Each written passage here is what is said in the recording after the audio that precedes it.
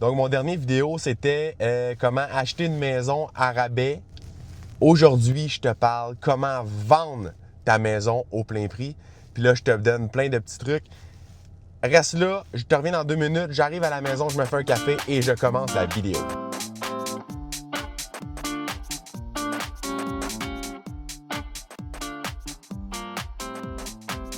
Bon, OK, je vais te faire plein de petits trucs pour vendre ta maison au plein prix. Là, je parle d'expérience parce que je visite des maisons dans la vie non-stop. C'est juste ça que je fais.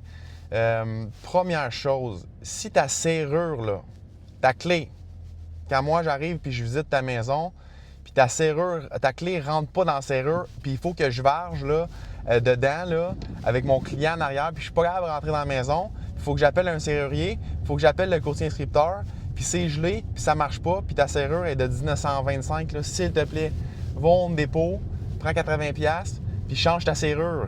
La visite part mal si je ne peux pas rentrer.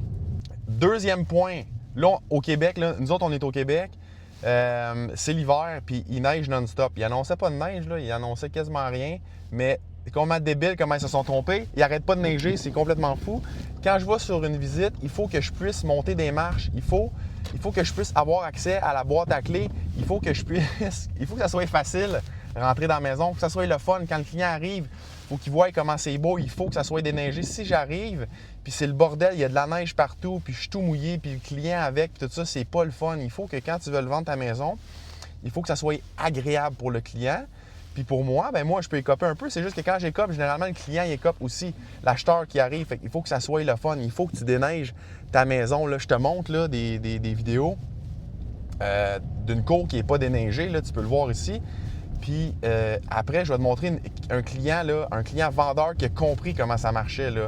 Check ça, la cour, c'est spick and span. C'est déneigé même sur le côté de la maison, là, vers les cheminées d'accès pour les drains, que je parle dans d'autres vidéos d'ailleurs. Bien, c'est tout déneigé, spick and span. Il a passé un coup de pelle là, avant la visite puis avant chaque visite. Oui, c'est de l'effort, là, c'est sûr que c'est de l'effort, sauf si tu veux vendre ta maison au plein prix. Le courtier, il a une job à faire, c'est sûr, mais le client, donc le vendeur, il a aussi une job à faire. Il faut que tu entretiennes ta maison, il faut que ça soit cool. Autre point, je pense que je suis rendu à mon Quattro. Peinture, Cinco, Quattro, Cinco, je ne sais plus où je suis rendu, 4 ou 5. C'est pas important, plein de points.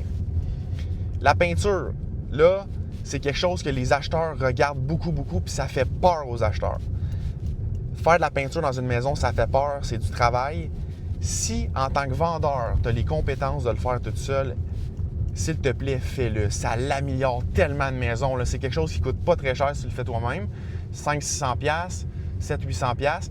Si tu veux le faire, c'est plus une affaire comme 4-5 000 faire une maison, ça dépend, 3-4 000. Mais s'il te plaît, la peinture, là, c'est quelque chose... C'est un des points les plus importants, le ménage puis la peinture que les acheteurs regardent. Encore une fois, je le répète, je fais environ 5 à 600 visites par année. Les points que je dis, c'est les points que j'entends toujours. Peinture, ménage. Fait que peinture, c'est quelque chose de facilement réglable. Tu n'es pas obligé de tout faire ta maison. Hein? Tu peux faire juste les pièces les plus, les plus convoitées. Tu peux faire juste le rez-de-chaussée, mais il faut qu'il y ait des trucs qui soient parfaits. Il faut qu'il y ait des pièces dans la maison, la chambre des maîtres, la cuisine, le salon, que la peinture est spick and span. Les chambres des enfants et tout ça, c'est plus comprenable un peu. Les gens, ils acceptent mieux ça. Mais les pièces principales, où on passe le plus de temps, il faut que ça soit beau. Prends une fin de semaine, prends 2 fins de semaine, puis refais la peinture dans tes pièces principales.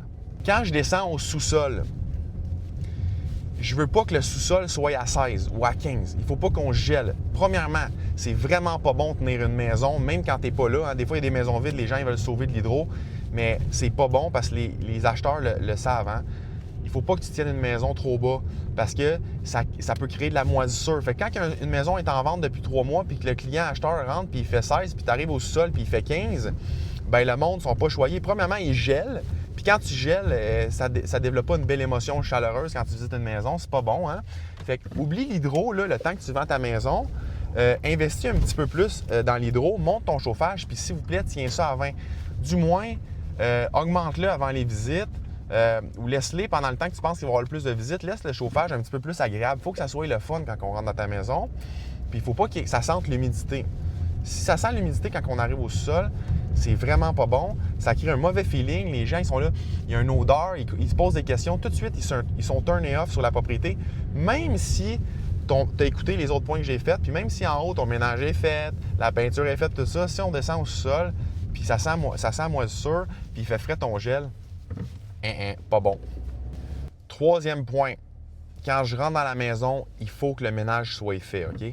Il faut que ça soit beau, il faut que ça soit rangé, il faut que ça soit un petit peu semi-stagé. Mais fais attention, il ne faut pas qu'il y ait 8 chandelles, puis que ça sente le pine sol, puis qu'il y ait des bouteilles de javelisant partout, puis que c'est quasiment toxique quand on rentre, puis on se sent pas bien, là. Parce que si tu exagères dans le ménage, les gens, c'est quasiment le cas tout le temps, là, les gens, ils pensent qu'il y a un problème d'odeur, hein, qu'il y a un problème de moisissure ou quelque chose, puis ils se demandent pourquoi tu as mis autant d'odeur. Fait que, tu sais, fais ton ménage, clean, place les affaires comme il faut, les jouets des enfants rangés, allume une chandelle en haut, une chandelle en bas, tu sais, quelque chose de nice, mais exagère pas. Tu sais, fais semblant que c'est toi qui rentres dans la maison pour acheter, puis tu veux que ça soit le fun quand tu rentres. Il faut qu'il y ait une ambiance chaleureuse. Si tu as un foyer, pars un petit feu au propane. Là, au bois, c'est un petit peu plus difficile, mais si tu as un foyer au propane, pars un petit feu. Tu peux même mettre une petite musique d'ambiance derrière, mais pas trop, là, parce que ça fait un peu cringe, là, mais juste quelque chose de léger, quelque chose de nice. Il faut que ça soit le fun quand on rentre dans la maison.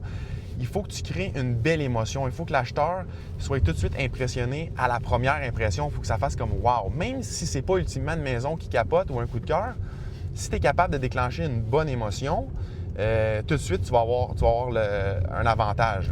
OK, quatrième point.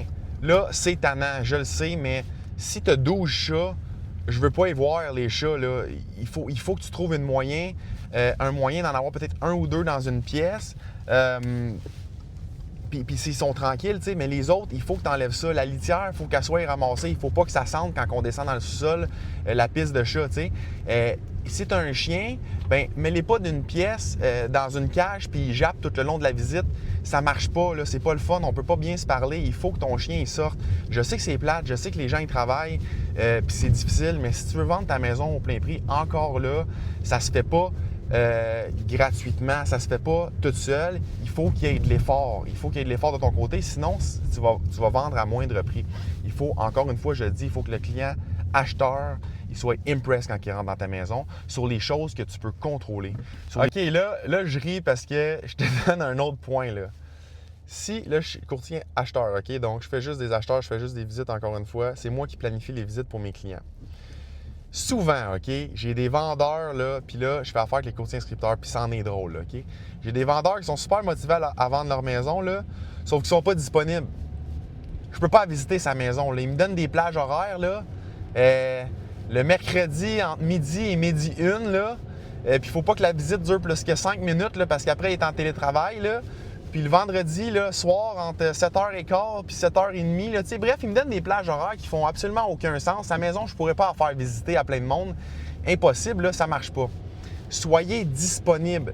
Quand j'envoie une demande de visite, il faut que la réponse, ça soit oui. Il ne faut pas que la réponse, ça soit non, mais je peux pas parce que j'ai 2 chiens, parce que je vais chercher les enfants, parce que c'est plate, c'est difficile. Mais si tu veux vendre ta maison au plein prix, il faut que tu sois disponible. Il faut que la réponse soit oui. Viens visiter quand tu veux. Le ménage va être fait. Ça va être propre. Ça va être le fun quand je rentre dans la maison.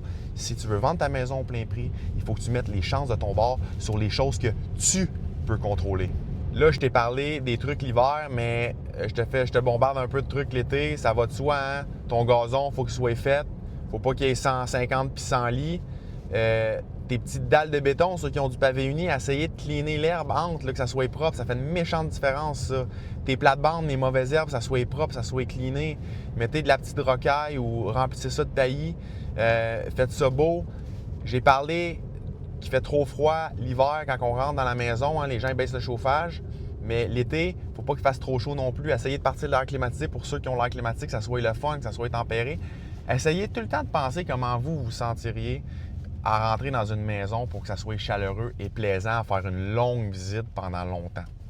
Voilà, si tu veux vendre ta maison au plein prix puis tu écoutes ces petits trucs-là, c'est sûr que ça va t'aider. Garanti parce que c'est une opportunité, hein, parce que la plupart des gens ne font pas ça.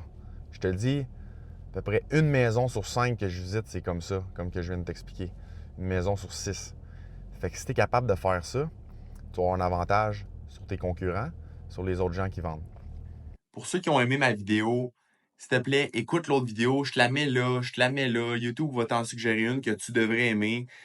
Commente, like, partage. Puis si tu as des questions ou des suggestions de nouveaux vidéos que tu aimerais ça voir de moi, écris-le dans les commentaires. Je vais te répondre puis je vais les faire. Merci beaucoup. Bye bye.